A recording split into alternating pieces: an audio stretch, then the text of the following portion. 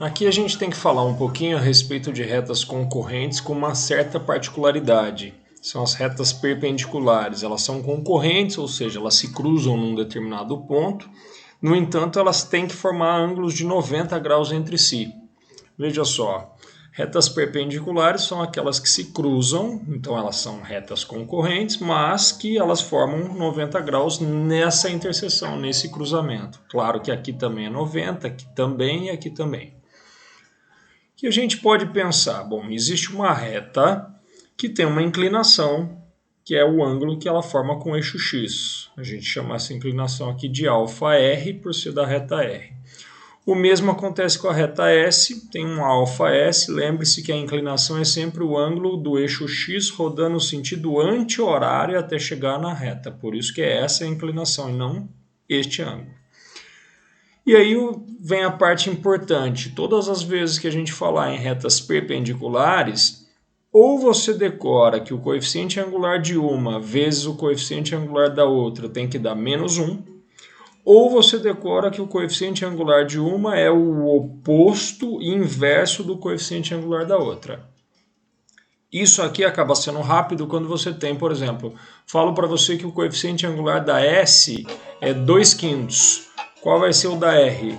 É o oposto inverso do 2/5. 2/5 invertido viraria 5/2 ou 5/2. Com o oposto, então, vai virar menos 5/2.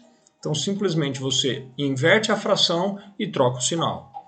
Isso aqui vai ser importante para problemas que envolvam álgebra. Muitas vezes a gente quer descobrir um valor de um parâmetro k no meio da equação da reta, que vai ter ligação com esses coeficientes angulares. E aí você tem que lembrar que o produto dá menos 1. No fundo, essas duas são iguais. Pega o ms e passa dividindo, chega nisso. Ou pega esse ms e passa para cá multiplicando, volta a ser isso. Então, eu recomendaria que você guardasse no coração essa, ou as duas, ou lembrar que uma é, na verdade, uma derivação da outra. Agora, por que, afinal, quando elas são perpendiculares, a gente tem essas condições? Vamos ver. Bom, primeiro, deixa eu escolher uma cor diferente aqui e vou marcar um ângulo, que seria este ângulo aqui. Vou chamá-lo de βs. Ele está junto do αs e a gente vai marcar coisas importantes a respeito dos ângulos para tentar visualizar o que acontece. Bom, primeiro, olha para um triângulo retângulo que eu tenho aqui. A gente sabe que para qualquer triângulo, a soma dos ângulos internos tem que dar 180. Como esse ângulo já é 90, então esses dois tem que somar 90 também. Eu vou fazer essa anotação aqui. αr somado com o βs tem que dar 90 graus. São ângulos que a gente chama de complementares, que a soma é 90. Só para organizar para o que a gente vai querer mostrar, eu vou falar que o βs é 90 menos αr. Eu só passei o αr para o lado de lá, estava somando aqui, passou subtraindo. Guarde essa informação que já já vou fazer uso dela. Agora olha para a soma desses dois ângulos aqui. Você está sobre o eixo x. Bom, então a soma desses dois tem que dar 180. Vou anotar que αs mais βs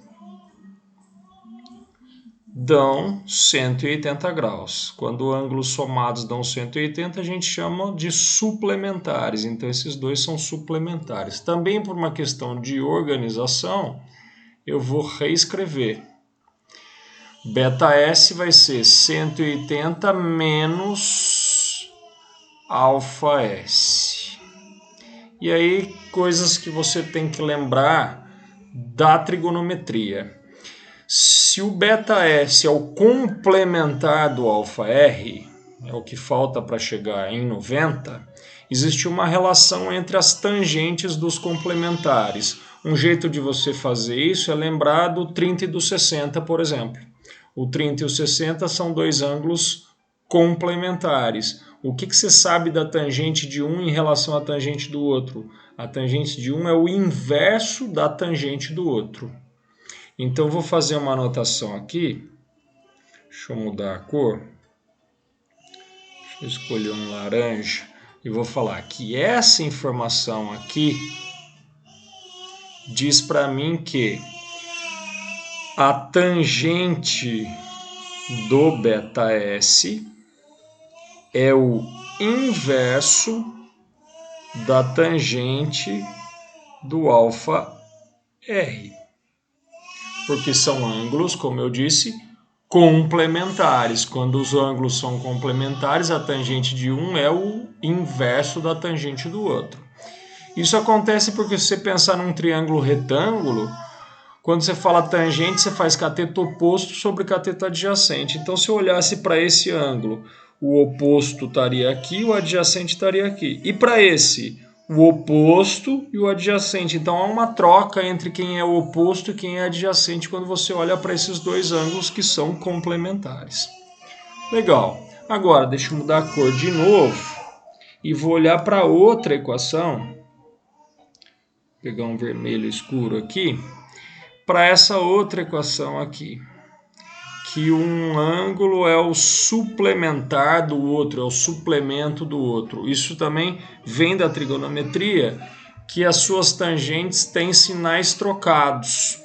O que você poderia verificar, por exemplo, é do 30 e do 150 graus. 30 e 150 graus são ângulos suplementares. A tangente do 30 é um valor positivo. A tangente do 150 é um valor igual ao do 30, só que com sinal trocado, é negativo.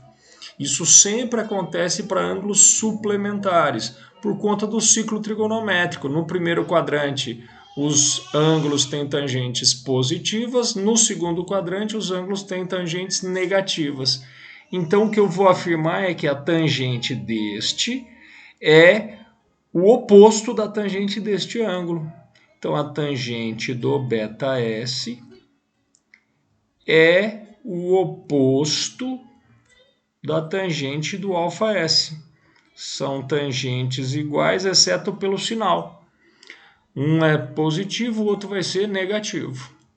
E aí, se você olhar para as duas equações, nas duas você tem a tangente do βs igual a alguma coisa. Tangente do βs igual a alguma coisa. Portanto, eu vou igualar essas duas. Vou falar essa expressão aqui, que é a tangente do βs, tem que ser igual a essa expressão aqui, que também é a tangente do βs. Portanto, 1 sobre a tangente de αr será igual a menos a tangente do αs. Passando isso para lá, você tem tangente de αr menos tangente de αs, vai ficar menos tangente αr tangente αs igual a 1. Se você multiplicar essa equação inteira por menos 1,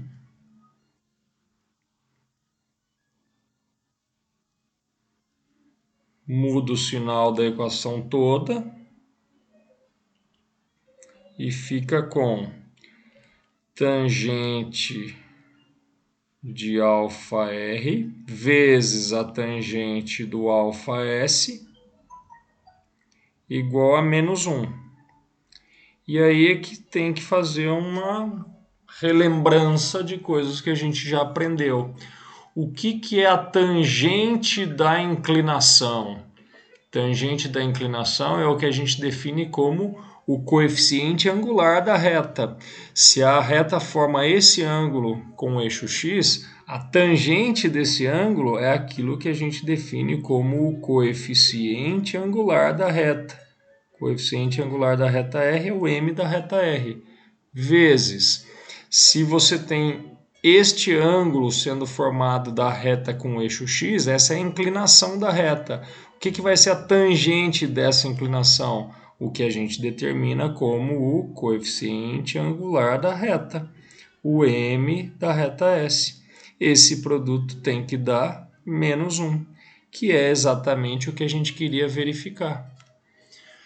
Tiago, mas é muito complicado lembrar dessas coisas, lembrar que para ângulos complementares as tangentes são inversas e que para ângulos suplementares as tangentes são opostas. Ok, por isso que eu disse que é de extrema importância que você decore ou isto ou isto. No fundo, como eu disse, é a mesma coisa. E aí, para problemas que envolvam perpendicularidade, que envolvam retas perpendiculares, você vai ter que lembrar dessa relação. Você não vai ter que provar para ele. Isso aqui eu faço para te mostrar e para relembrar coisas que são importantes da trigonometria, que lá na trigonometria você vai ter que fazer uso. Mas aqui é para mostrar por que isso é verdade. No fundo, como eu disse, você vai ter que lembrar da formulinha, da equaçãozinha. Legal? Era isso. Até.